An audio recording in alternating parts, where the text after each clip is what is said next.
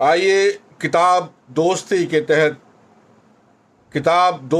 तहत आज फिर एक और नई किताब से तारुफ, इंट्रोडक्शन, गुफ्तगू, राब्ता किया जाए। लाइब्रेरी अल मनार स्टडी सेंटर के लिए ये डाक भेजी है सोनी लक्ष्मी राव जी ने दिल्ली से, और हम सोनी लक्ष्मी राव जी के बहुत बहुत बहुत शुक्रगुजार हैं कि उन्होंने अपनी ये किताब लाइब्रेरी को भेजी है। और इस किताब को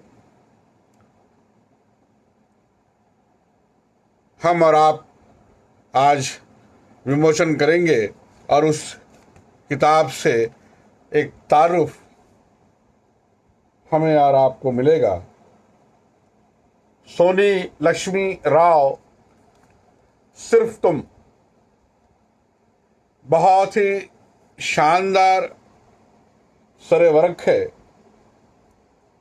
सिर्फ तुम, सोनी लक्ष्मी राव।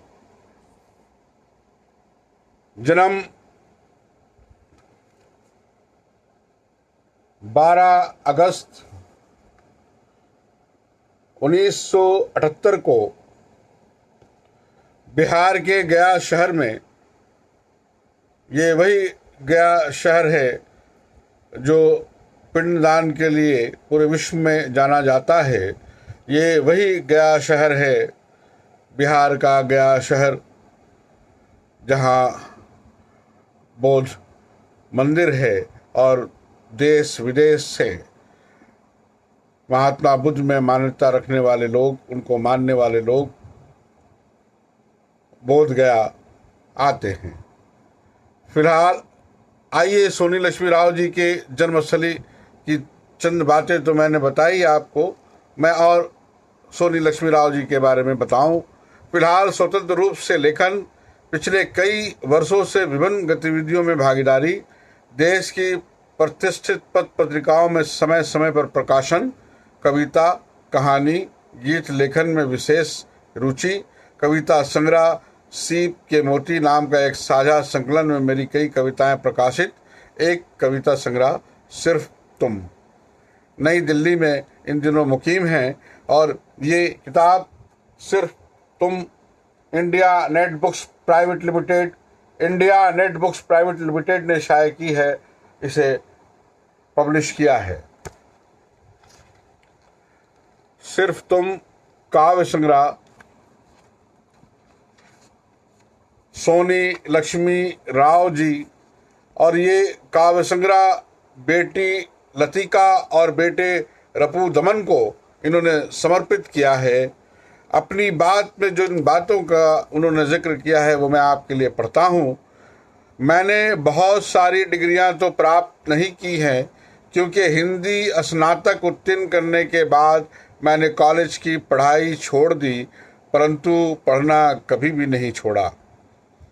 बचपन से ही पत्रिकाएं पढ़ने का मुझे बड़ा शौक रहा है। पापा अक्सर कई पत्रिकाएं खरीद कर लाया करते और पढ़ने को दिया करते थे। कभी भी सोचा नहीं था कि मैं भी एक दिन कुछ लिख सकूंगी और अपने मनोभाव रख सकूंगी।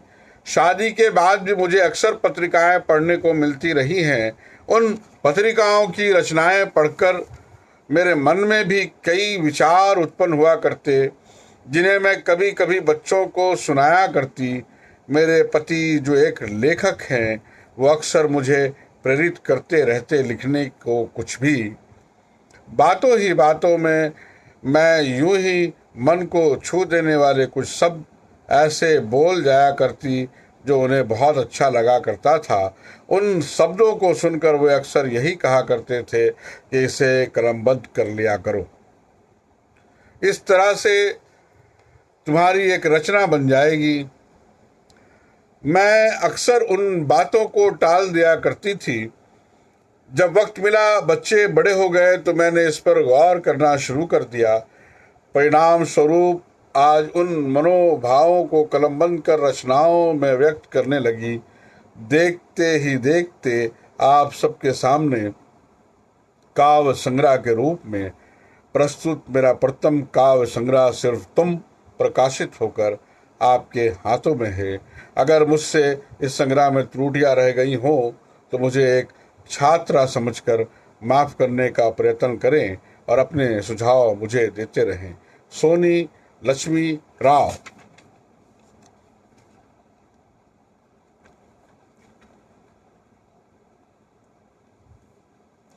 आइए उनकी एक कविता से मुलाकात की जाए।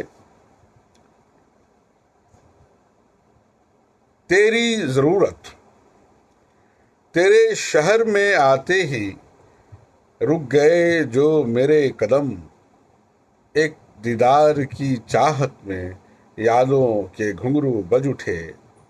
तेरे शहर में आते ही रुक गए जो मेरे कदम, एक दीदार की चाहत में यादों के घुंघरू बज उठे। हम मिले थे बरसों पहले, जो पल साथ गुजारे वो हवा हुए न जाने कब। जिंदगी की दौड़ में सुने हुए धुन की तरह याद आते हैं वो पल। ढूंढती है मेरी निगाहें अभी भी भीड़ में तुझे, तेरी ज़रूरत है मुझे। खड़ी हूँ मैं इंतज़ार में तेरे, ज़िंदगी यथावत बिताने को मिल जाए अगर साथ तेरा, सवर जाए ज़िंदगी मेरी। मिल जाए अगर साथ तेरा, सवर जाए मेरी ज़िंदगी। तेरी ज़रूरत। और भी कुछ कविताएं और भी कुछ नज़में मैं सोनी लक्ष्मी राव जी की पढ़ूंगा अगली कड़ी में। बस ये सिर्फ तुम जो बहुत ही शानदार काव्य संग्रह है, जो 2, 4, 5 कविताएं मैंने पढ़ी और एक कविता जो अभी पढ़ के मैंने आपके लिए भी सुनाया, तो ये शायरी के जो अपने मर्म हैं वो इसमें मौजूद है। शायरी का एहसास मौजूद है, शायरी का जो अपनापन है और जो दर्द है और जो उसमें एक अंश और एक आग है वो इसमें मौजूद है। सिर्फ तुम की और भी कविताएं मैं और भी नज़में आपके लिए लेकर हाजिर रहूँगा। बस एक पैगाम इस वीडियो के आखिर में कि शायरी ही मोहब्बत का पैगाम है और इस तरह से किताबों से जुड़ना, किताबों को पढ़ना, किताबों के साथ रहना और किताबों के लिए किताबों की बात होती रहनी बहुत ज़रूरी बात है। सोनी लक्ष्मी राव जी से भी मेरी गुजारिश है कि उन्होंने सिर्फ एक कॉपी भेजा है, अगर 1-2 कॉपी वो अपनी भेज सकें तो ज़रूर 2 कॉपी तो कम से कम भेजनी थी उनको। बहरहाल अगर अब भी आ सकता है। और जो उनका कविता संग्रह सीप के मोती नाम के एक साझा संकलन में भी उनकी कुछ कविताएं प्रकाशित हुई हैं, वो आ जाए तो उस पर भी उनकी वो प्रकाशित कविताएं मैं ज़रूर पढ़ूंगा और उनका साथ चाहूँगा। और दिगर जो लोग ये सुन रहे हैं मेरी आवाज़ और इस वीडियो को देख रहे हैं, मैं उनसे गुजारिश करूंगा, अगर वो अपने दिल्ली और भोपाल और मुंबई इन बड़े शहरों में हैं जहां से हिंदी की पत्रिकाएं, बहुत अहम पत्रिकाएं निकलती हैं, तो कुछ पुराने अंक भी पत्रिकाओं के या अपनी किताबों के वो लाइब्रेरी अलमनार स्टडी सेंटर को भेज सके, तो मेरी ये गुजारिश होगी कि वो अपनी किताबों को और कुछ पुराने लाइब्रेरी के लिए कुछ पुराने पत्रिकाओं के अंकों को भेज सकते हैं, क्योंकि लाइब्रेरी में हिंदी साहित्य किताबों की थोड़ी कमी है। उर्दू के ज़खायर तो हैं लेकिन हिंदी की किताबों की थोड़ी कमी है और आप लोगों के मिलने से, सहयोग से और आपके साथ से ये काम और ये कोरम भी पूरा हो सकता है। मैं शहाब अख्तर, शायरी का मुदीर, झरिया, धनबाद, झारखंड से। खुदा हाफिज़।